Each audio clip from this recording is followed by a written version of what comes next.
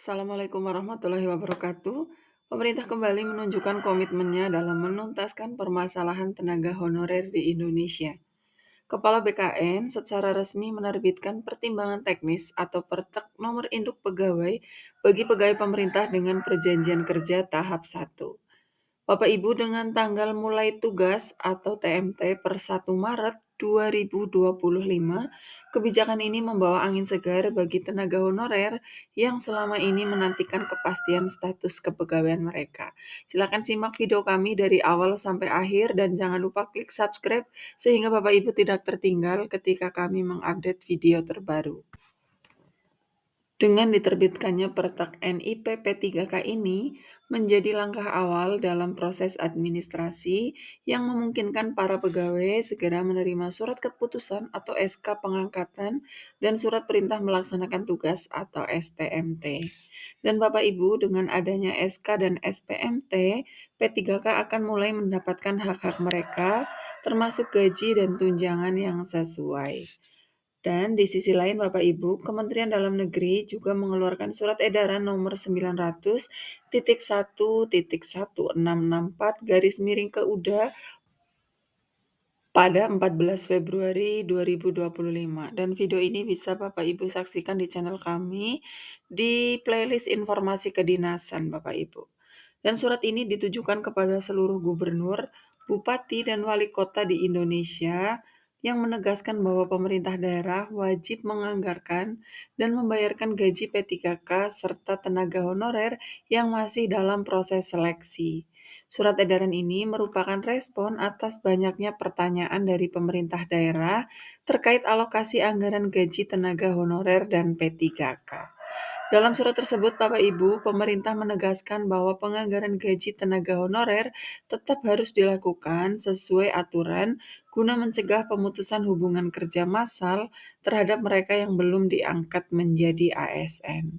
Selain itu, Bapak Ibu, pemerintah pusat juga telah menegaskan bahwa penyelesaian status tenaga honorer harus tuntas sebelum Desember 2024. Hal ini tentunya sesuai dengan Undang-Undang Nomor 20 Tahun 2023 tentang Aparatur Sipil Negara yang menyatakan bahwa setelah batas waktu tersebut, instansi pemerintah tidak diperbolehkan lagi untuk mengangkat pegawai non-ASN. Dan di sini kami akan membahas kembali Bapak Ibu 4 poin penting dalam surat edaran Kemendagri. Yang pertama adalah bagi pegawai non-ASN yang sedang mengikuti tahapan seleksi tetap lanjut bekerja dan diberikan gaji sesuai dengan besaran yang diterima sebelumnya. Selanjutnya Bapak Ibu, sumber pendanaan untuk gaji sebagaimana dimaksud dianggarkan dalam belanja jasa. Kemudian yang kedua, pemberian gaji setelah penetapan pengangkatan bagi P3K dianggarkan pada kode rekening sesuai dengan keputusan Menteri Dalam Negeri tentang pemutakhiran klasifikasi, kodifikasi, dan nomenklatur perencanaan pembangunan daerah dan keuangan daerah. Selanjutnya pemberian gaji setelah penetapan pengangkatan bagi P3K paruh waktu berpedoman pada Surat PLT Sekretaris Jenderal Kementerian Dalam Negeri nomor 900.1.227 tanggal 16 Januari 2025.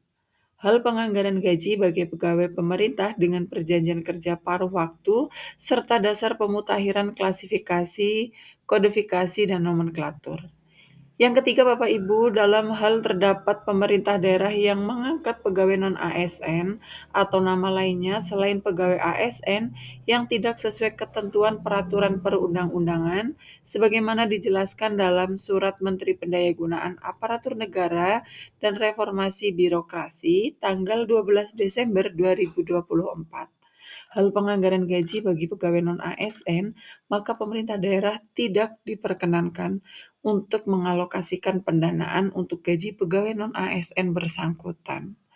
Selanjutnya Bapak Ibu, poin yang keempat, bagi pegawai non-ASN yang tidak terdaftar dalam pangkalan data pegawai non-ASN pada BKN, namun masih mengikuti proses seleksi sebagaimana maksud Surat Menteri Pendayagunaan Aparatur Negara dan Reformasi Birokrasi, dapat dilakukan pengalokasian dan pembayaran gaji pegawai non-ASN dimaksud Bapak Ibu. Tentu saja hal ini menjadi perlindungan bagi honorer kategori R2 dan R3 Bapak Ibu, yang kali ini mendapatkan kepastian untuk tetap bisa bekerja dan menerima gaji sesuai dengan aturan yang berlaku. Sebelumnya Bapak Ibu, beberapa pemerintah daerah telah menerbitkan surat PHK bagi tenaga honorer yang tidak memenuhi syarat.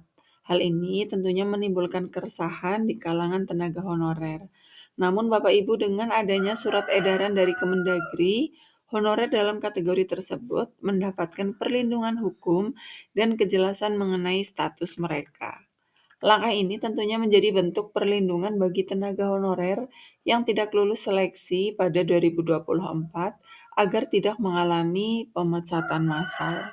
Dan pemerintah berharap bahwa dengan kebijakan ini tidak ada lagi pemerintah daerah yang mencari alasan untuk tidak membayarkan gaji honorer. Dan dampak positifnya, Bapak Ibu, keputusan ini tidak hanya memberikan kepastian bagi tenaga honorer dan P3K, tetapi juga memastikan bahwa pemerintah daerah menjalankan amanat undang-undang dalam menata tenaga non-ASN secara bertahap hingga batas waktu yang ditentukan. Dan dengan regulasi yang lebih jelas ini, tenaga honorer yang selama ini berjuang untuk mendapatkan status lebih pasti, kini dapat bekerja dengan lebih tenang tanpa khawatir akan pemutusan hubungan kerja secara sepihak. Dan langkah ini juga merupakan bagian dari upaya pemerintah untuk menciptakan sistem kepegawaian yang lebih tertata dan sesuai dengan regulasi yang berlaku, Bapak Ibu. Selain itu, Bapak Ibu, bagi P3K yang telah mendapatkan SK pengangkatan, mereka berhak menerima berbagai tunjangan, termasuk tunjangan hari raya dan gaji ke-13 pada tahun 2025. Ini merupakan bentuk apresiasi pemerintah terhadap kontribusi P3K dalam sektor pemerintahan dan pelayanan publik. Dan penyerahan surat perintah melaksanakan tugas atau SPMT yang menjadi dokumen penting dalam memulai tugas resmi sebagai ASN P3K. Dengan diterbitkannya SK dan SPMT pada 1 Maret 2025, para ASN P3K yang diangkat tahun ini berhak menerima gaji mulai bulan Maret serta mendapatkan tunjangan hari raya dan gaji ke-13 pada tahun yang sama. Kebijakan ini merupakan bagian dari upaya pemerintah dalam menyejahterakan tenaga honorer yang telah lama mengabdi. Dan sebagai aparatur negara dengan status ASN P3K, mereka akan menikmati kepastian kerja dan kesejahteraan yang lebih baik dibandingkan saat masih berstatus sebagai tenaga honorer. Selain itu, Bapak Ibu, ada 2 poin penting yang harus diketahui oleh ASN P3K terkait perpanjangan masa kontrak kerja mereka. Yang pertama, masa kontrak kerja P3K dapat diperpanjang apabila memiliki penilaian kinerja yang baik. Dan yang kedua, perpanjangan kontrak juga bergantung pada kebutuhan pemerintah atau instansi tempat mereka bekerja. Dengan adanya aturan ini, ASN P3K tidak perlu khawatir mengenai keberlangsungan masa kerja mereka. Jika memenuhi persyaratan yang telah ditetapkan, kontrak mereka dapat diperpanjang hingga batas usia pensiun. Dan pemerintah telah menegaskan bahwa ASN P3K yang telah diangkat tidak akan diberhentikan sembarangan.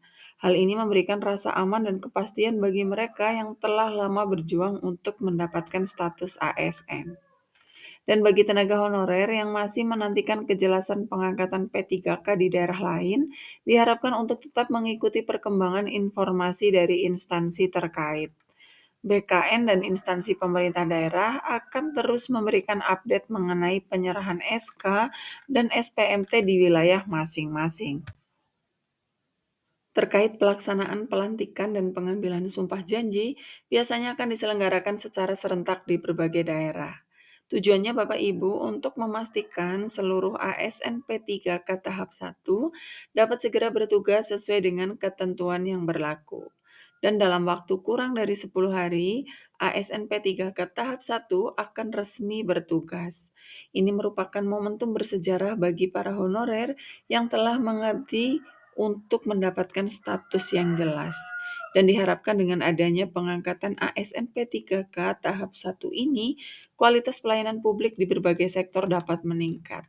Sebagai bagian dari aparatur sipil negara, ASN P3K diharapkan dapat bekerja dengan profesionalisme dan dedikasi yang tinggi. Dan bagi tenaga honorer yang belum lolos seleksi P3K tahap 1, diharapkan untuk tetap semangat dan terus mengikuti informasi terbaru mengenai seleksi tahap berikutnya. Dan pemerintah juga terus berupaya memberikan kesempatan bagi para honorer untuk mendapatkan status yang lebih pasti. Kesimpulannya Bapak Ibu, terbitnya Pertek NIP P3K tahap 1 oleh BKN serta surat edaran Kemendagri tentang penganggaran gaji honorer menjadi langkah nyata dalam penyelesaian masalah tenaga honorer di Indonesia. Demikian Bapak Ibu informasi yang dapat kami sampaikan, semoga bermanfaat. Dan untuk Bapak Ibu yang tertinggal video kami dapat segera ke playlist video kami di informasi kedinasan, sehingga Bapak Ibu tidak tertinggal untuk informasi-informasi terkait dengan P3K. Dan Bapak Ibu yang belum subscribe, silahkan klik subscribe sehingga tidak tertinggal ketika kami mengupdate video terbaru. Terima kasih Bapak Ibu, semoga selalu diberi kemudahan. Wassalamualaikum warahmatullahi wabarakatuh.